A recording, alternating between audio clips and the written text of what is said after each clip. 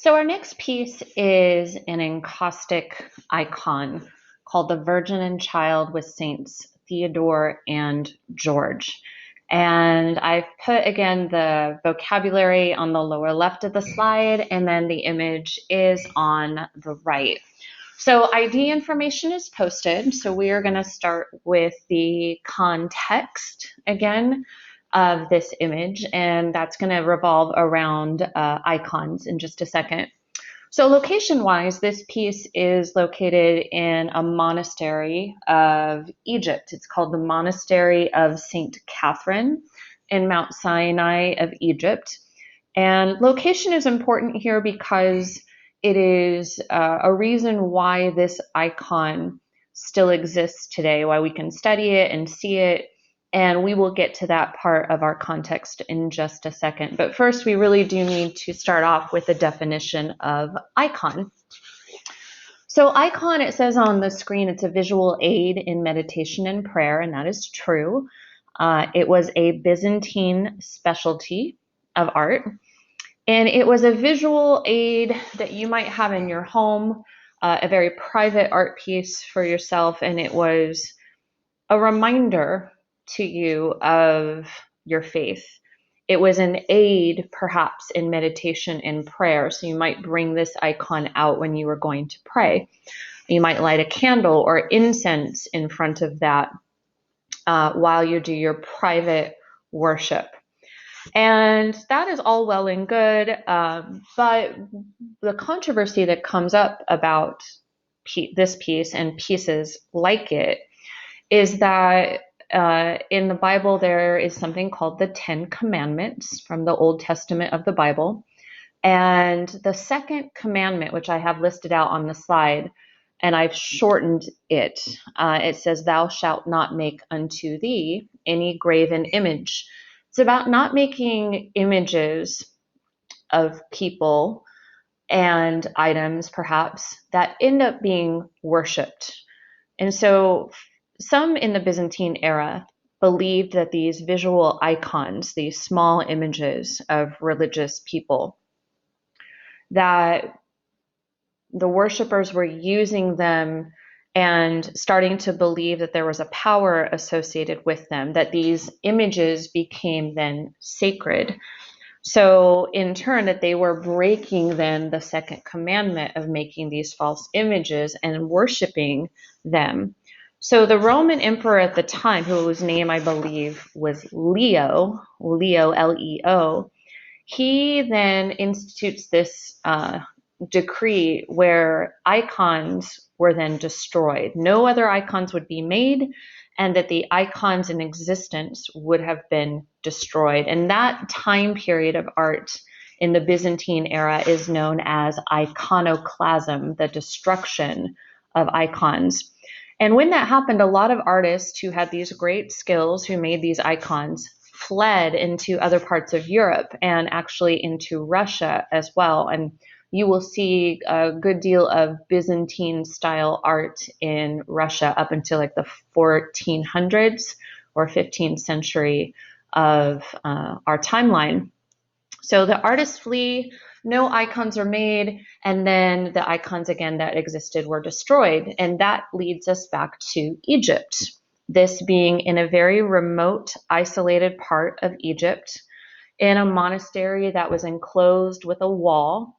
And so it just survived that tumultuous time that was going on more in Europe, whereas Egypt was not really under Byzantine rule anymore. So this art piece did go on to survive. So that really is mostly the context here with this piece. So we'll lead up to then content.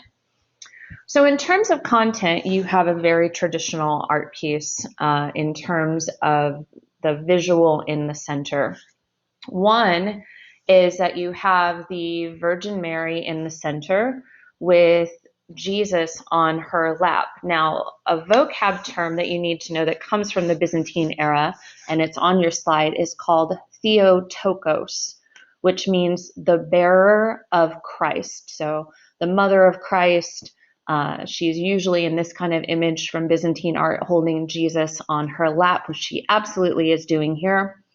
And then on either side of her are the saints Theodore and George. There are like soldier saints, basically, and become saints during this time period. Now let's start with them. You start to see in this particular time period a flattening out of our bodies.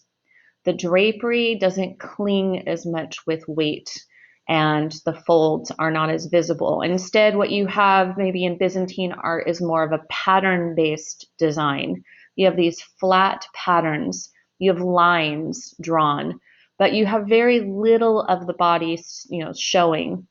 And you see that a lot more here in Theodore and George than you do in the pieces we've done previously. They still have a little bit of Roman influence, as one of their knees are bent, their feet, each of their feet is raised up like they're stepping forward into your space, and they're looking directly at you as they're holding a cross. So they're much more earthbound, standing on a ground line, the same ground line as we, the viewer, are standing on or viewing this from. Now, in contrast, the Virgin Mary in the center and Jesus are raised up more on a platform of the throne. She is the Queen of Heaven, and she's there on her throne. It's decorated in pearls, a golden throne, kind of cementing her status as the Queen of Heaven, holding baby Jesus there on her lap. Now you can see again the classical Greek and Roman influence with the drapery that falls in between her knees.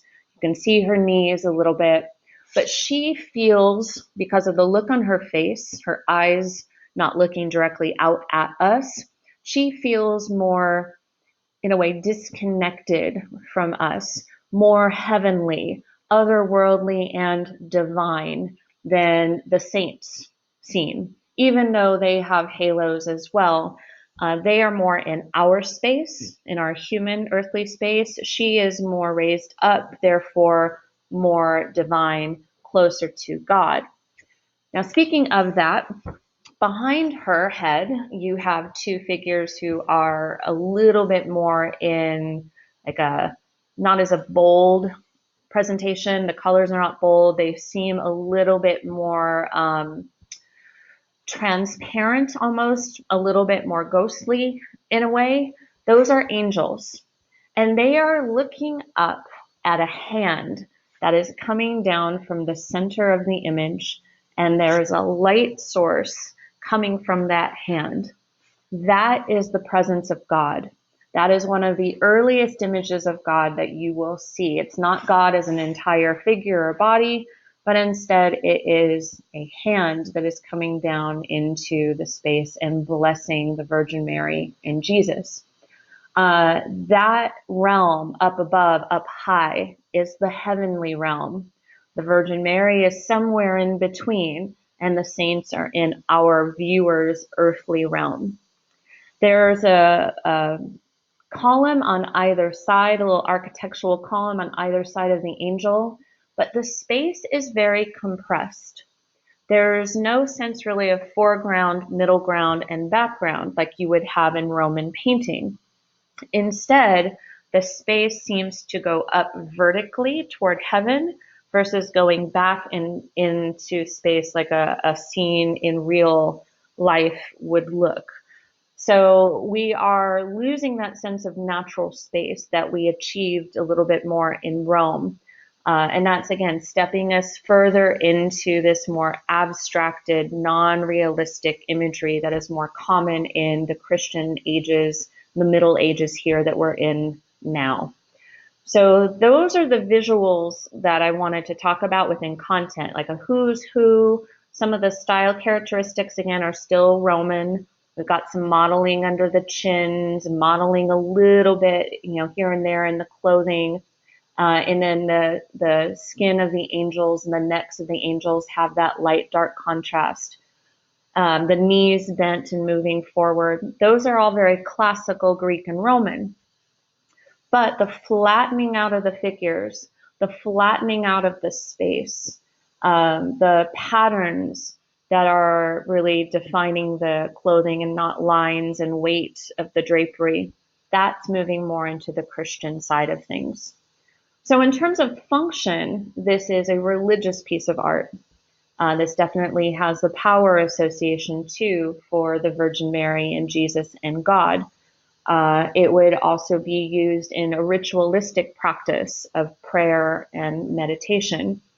And the formal qualities I would use here, definitely space. That lack of realistic foreground, middle ground, background space that we achieved like with Roman painting style 2 is gone.